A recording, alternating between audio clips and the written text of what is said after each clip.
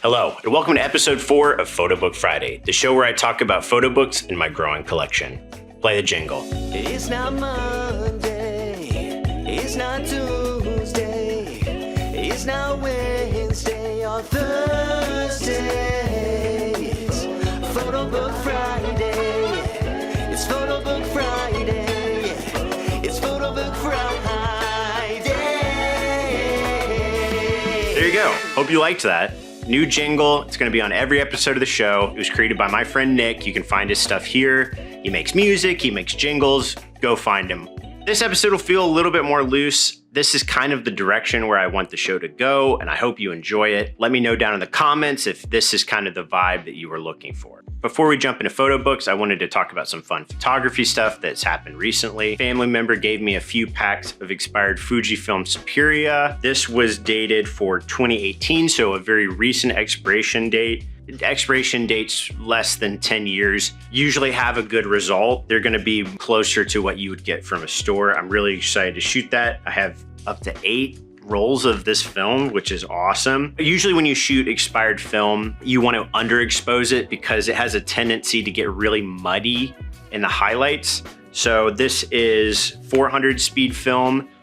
Since it's 2018, it's not too far away. I'll probably shoot it at 200 ISO and compensate for that in the darkroom processing. I'm really excited to shoot this film. I was a big fan of Fujifilm back in the day. I shot a lot of Pro 400H. I shot a lot of Superia, a lot of slide film on Fuji. Big fan of Fujifilm. No shade to Kodak. I am just sad that it's harder and harder to come by Fujifilm these days. Yeah, like I said, super excited to shoot that.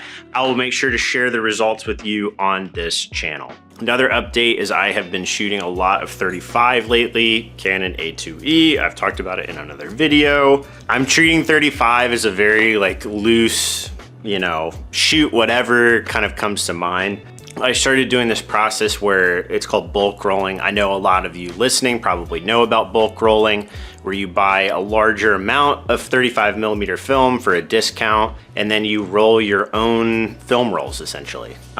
This allows me to be a little bit less precious with how I shoot film because of the price point. Usually I'm shooting on medium format. It's very expensive. I have to be very conservative with what I shoot. I've been finding I've been having a lot of fun shooting 35 lately. So yeah, I think this will be a new thing for this year. Excited to show y'all. Also got negatives back from the lab as we speak. Right now I am scanning them. By the time this video comes out, I will share my favorites right here.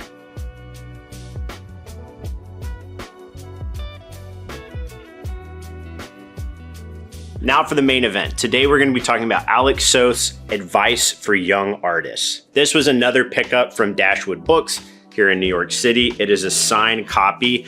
Alec Soth is a photographer I really enjoy. I actually don't own any Alec Soth's books. This seemed like a great first one. A lot of his books are harder to find, so when I found this first edition, I knew that I had to pick it up. Alec Soth is most well known for his book Sleeping by the Mississippi, published in 2004. He has since published many other books. This is his latest book, published in 2024. I first got into Alec Soth in college. By that point, Sleeping by the Mississippi had been out for about 10 or 11 years. Alec Soth was established by that point as a photographer for the modern era. His blend of portraiture and environmental photos was really revolutionary, and you see a lot of people kind of emulating Alec Soth's style. I find Alec Soth very funny, just like Brian Ulrich or Elliot Erwitt. I think that his work is both a good mix of very serious and very lighthearted. In this book, Alec takes photos in art colleges all around the United States.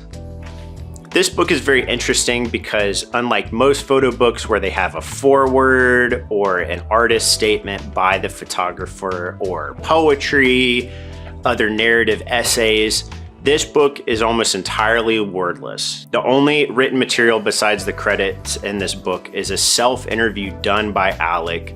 It's a loose leaf piece of paper put into the book. It's really interesting too because these are all questions that Alec posed to himself. All the information that I gathered is from this interview.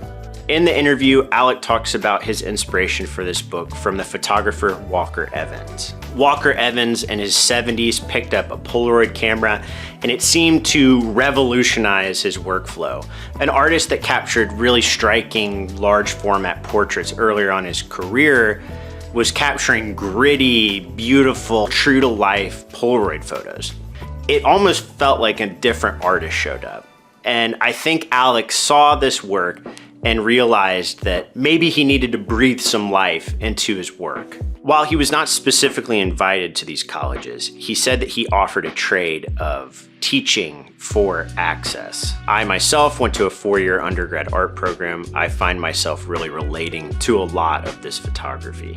Art school is an interesting time because while you're coming into your own as an artist, you're also trying to balance social life and work.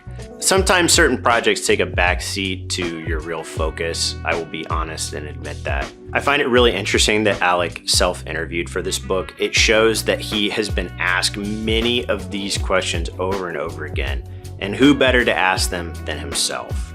It's interesting because in the interview, he talks about how most artists, their most productive years are from 28 to 38. Alec, at the time of this book, is 54. I think seeing Walker Evans' work that was later in his life inspired Alec to go and make work that was really unique from the other stuff that he had made before.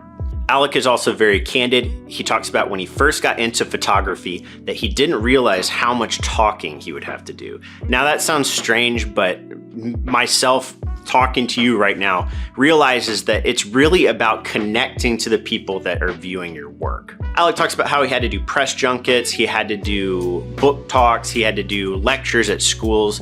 This is all about being an artist as well.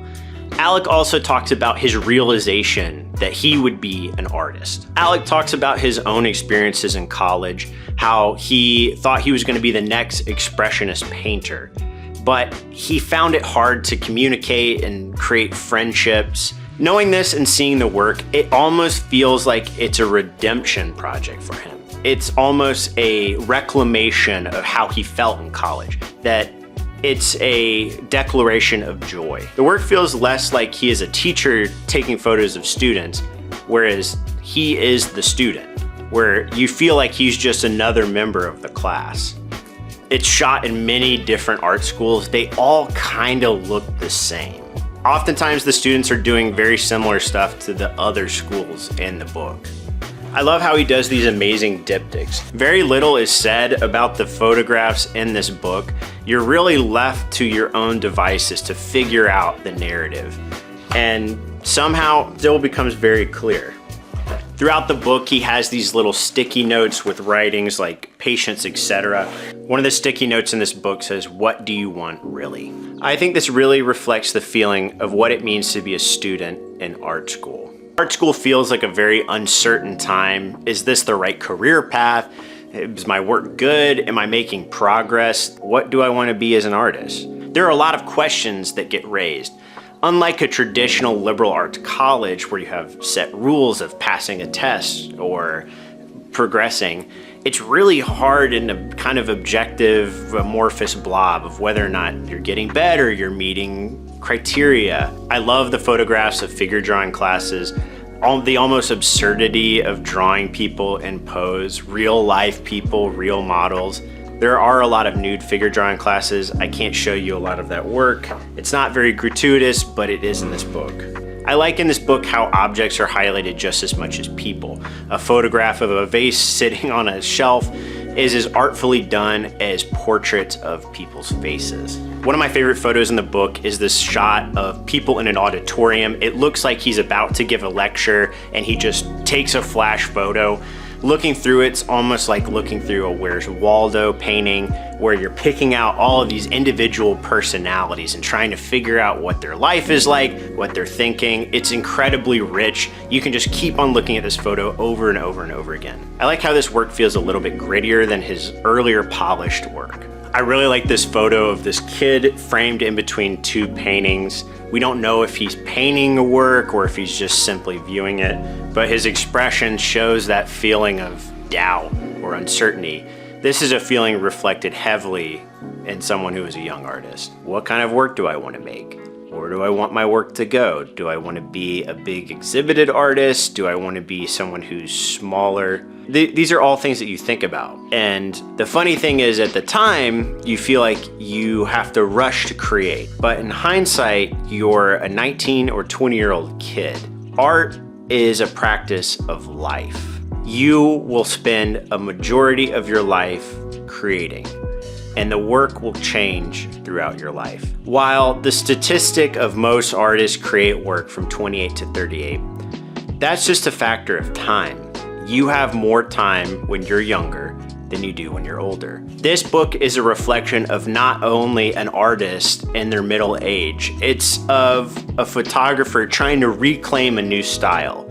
You know, I feel like we all get stuck in our ways of shooting. I myself shoot a lot of medium format. Hence, like I said, I'm trying to branch out and shoot more 35 to kind of break through feeling stuck in photography. You have to find ways to keep reinventing. All in all, I really enjoyed this book. I felt super inspired by this book.